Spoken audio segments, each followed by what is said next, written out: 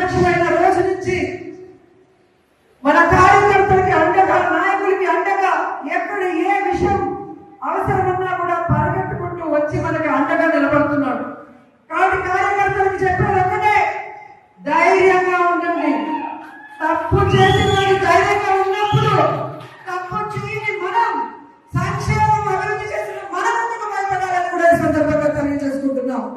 మీకు నియోజకవర్గంలో నేనున్నాను, జిల్లాలో కర్ణాటక గారు ఎంపీలు ఉన్నారు, రాష్ట్రంలో జగన్మోహన్ రెడ్డి గారు ఉన్నారని కూడా మీ అందరికీ తెలియజేసుకుంటున్నాం.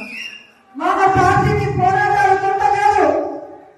మన పార్టీ పోరాటంలో నుంచి పుట్టిన పార్టీ, ప్రజల కోసం పుట్టిన పార్టీ.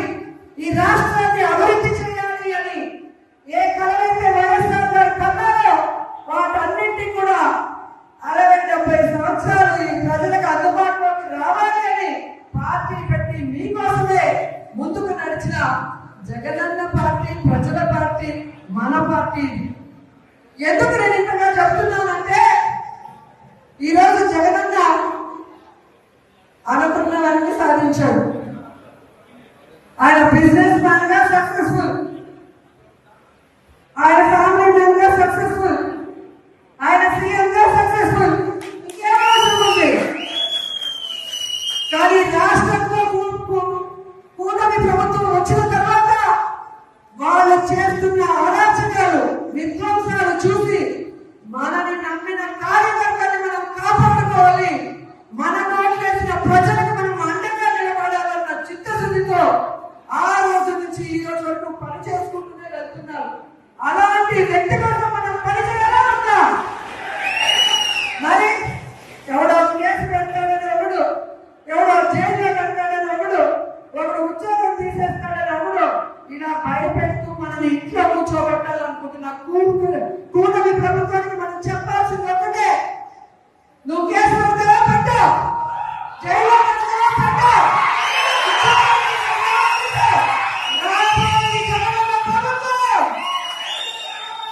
కేసులు పెట్టిన వాళ్ళకి, విధ్వంసాలు సృష్టించిన వాళ్ళకి వడ్డీతో సహా ఇచ్చేస్తాం.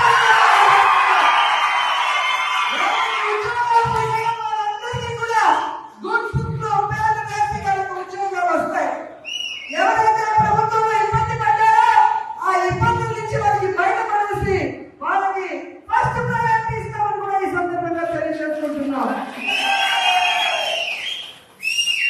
ఇప్పటికే జగన్మోహన్ రెడ్డి గారు ప్రకటించిన విధంగా రైతులకి అండగా రాష్ట్ర వ్యాప్తంగా మొన్ననే పోరాటం జరిగింది. రేపు ఈ విద్యుత్ బిల్లుల పెంపు మీద రాష్ట్ర వ్యాప్తంగా నియోజకాల వారీగా ఉద్యమం జరుగుతుంది.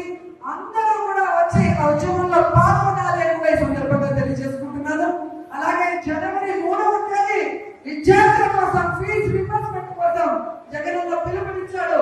అందులో కూడా మనం అందరం పాల్గొనాలి, ఈ ప్రభుత్వానికి బుద్ధి చెప్పాలని కూడా ఈ సందర్భంగా తెలియజేసుకుంటున్నాను. ఎందుకంటే మనం సైలెంట్ గా ఉంటే పచ్చ ఛానల్లో అబద్ధాలు చెప్పడం తప్ప ఇంకోటి చేయదు.